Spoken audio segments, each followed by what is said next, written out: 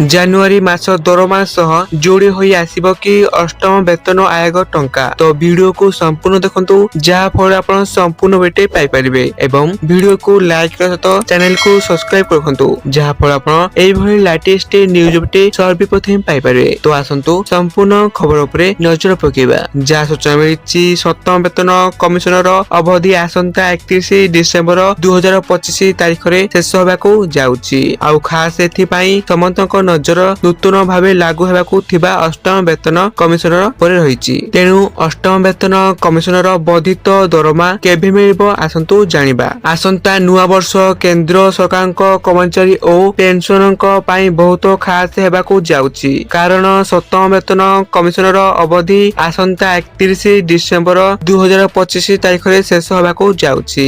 ଆଉ ଖାସ୍ ଏଥିପାଇଁ ସମସ୍ତଙ୍କ ନଜର ନୂତନ ଭାବେ ଲାଗୁ ହେବାକୁ ଥିବା ଅଷ୍ଟମ ବେତନ କମିଶନ ଉପରେ ରହିଛି। ତେବେ ଏହାରି ମଧ୍ୟରେ ଲୋକମାନଙ୍କ ନଜର ଏକ ପ୍ରଶ୍ନ ବାରମ୍ବାର ଉଠିବାରେ ଲାଗିଛି। ଅଷ୍ଟମ ବେତନ କମିଶନର ଟଙ୍କା କେବେ ଆସିବ, ସେ ନେଇ ଲୋକମାନଙ୍କ ମନରେ ଭିନ୍ନ ଭିନ୍ନ ପ୍ରକାର ପ୍ରଶ୍ନ ରହିଛି। କିଏ ଆସନ୍ତା ଜାନୁଆରୀରୁ ଅଷ୍ଟମ ବେତନ କମିଶନର ପଇସା ମିଶି ଆସିବ କହୁଥିବା ବେଳେ କିଏ ନୂଆ ଆର୍ଥିକ ବର୍ଷରୁ ଏହି ଟଙ୍କା ମିଳିବ ବୋଲି କହୁଛନ୍ତି। ତେବେ ଆପଣ ଆଦମ ବ୍ୟସ୍ତ ହୁଅନ୍ତୁ ନାହିଁ, ଆଜି ଆମେ ଏନେଇ ବିସ୍ତୃତ ଭାବେ ବର୍ଣ୍ଣନା କରିବୁ। ତେଣୁ ଆପଣଙ୍କୁ ଜଣାଇ ରଖୁ ଯେ ଭାରତ ସରକାର ଅନେକ ଆଗରୁ ଏହି ପ୍ରକ୍ରିୟା ଆରମ୍ଭ କରିସାରିଛନ୍ତି, କାରଣ ଅଷ୍ଟମ ବେତନ କମିଶନ ପାଇଁ କେନ୍ଦ୍ର ସରକାର ଗତ ଅକ୍ଟୋବର 2025 ତାରିଖରୁ ନିୟମ ଓ ସର୍ତ୍ତ ଗୁଡିକ ମଞ୍ଜୁର କରିସାରିଛନ୍ତି। ଏହାର ମାନେ ଔପଚାରିକ ଭାବେ ଏହାର ପ୍ରକ୍ରିୟା ଆରମ୍ଭ ହୋଇସାରିଛି ଏବଂ ଆୟୋଗ ଏଥିନେଇ ବେତନର ସଂରଚନା, ଭତ୍ତା ଓ ପେନସନ ସହ ଜଡିତ ମାମଲା ଗୁଡିକକୁ ଷ୍ଟଡି କରିବା ପାଇଁ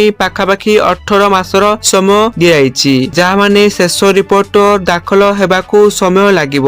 ଏଣୁ ଏହା 2026ର ଆରମ୍ଭରେ ତୁରନ୍ତ ପ୍ରଭାବରେ କାର୍ଯ୍ୟକାରୀ ହୋଇପାରିବ ନାହିଁ। ଏଣୁ ପିଛିଲା ବେତନ ଆୟୋଗ ଭଳି ଆସନ୍ତା 2026 ମସିହା ଜାନୁଆରୀ 1 ତାରିଖରୁ ଅଷ୍ଟମ ବେତନ ଆୟୋଗ ଲାଗୁ ହେବ। ତେବେ ଏହାର ମାନେ ଏହା ନୁହେଁ ଯେ କମିଶନର ଲାଗୁ ହେବା କ୍ଷଣି ଖାତାକୁ ବର୍ଦ୍ଧିତ ଦରମା କ୍ରେଡିଟ ହେବ।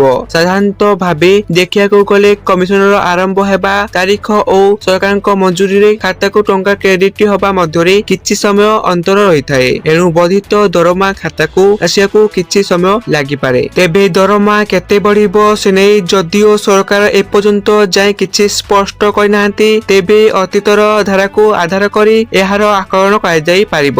ଷଷ୍ଠ ବେତନ କମିଶନ ପ୍ରାୟ 40% ବୃଦ୍ଧି ପ୍ରଦାନ କରିଥିଲେ ଏବଂ ସପ୍ତମ ବେତନ କମିଶନ ପ୍ରାୟ 23% ରୁ 25% କୁ ବୃଦ୍ଧି ପ୍ରଦାନ କରିଥିଲେ ଏବଂ ଏହା ଉପରେ ଆଧାର କରି ଅଷ୍ଟମ ବେତନ କମିଶନ ପ୍ରାୟ 20% ରୁ 35% ପର୍ଯ୍ୟନ୍ତ ଦରମା ବୃଦ୍ଧି କରିପାରନ୍ତି ବୋଲି ଆଶା ରଖାଯାଇଛି। ତେଣୁ ସରଳ ଭାଷାରେ କହିବାକୁ ଗଲେ ଜାନୁଆରୀ 2026ରେ ଅଷ୍ଟମ ବେତନ କମିଶନର ସଂଶୋଧିତ ଦରମା ମିଳିପାରିବ ନାହିଁ। ଏହା କେବଳ ଜାନୁଆରୀ ମାସରେ କାର୍ଯ୍ୟକାରୀ ହେବ ଏବଂ ଅନୁମୋଦନ ପରେ ବକେୟା ଦରମା ସହ ବର୍ଦ୍ଧିତ ଦରମା ପ୍ରଦାନ କରାଯିବ। ତ ଏହା ଥିଲା ସମ୍ପୂର୍ଣ୍ଣ ବେଟେ। ଆପଣମାନେ ଭିଡିଓକୁ ସମ୍ପୂର୍ଣ୍ଣ ଦେଖିଥିବାରୁ ଆପଣ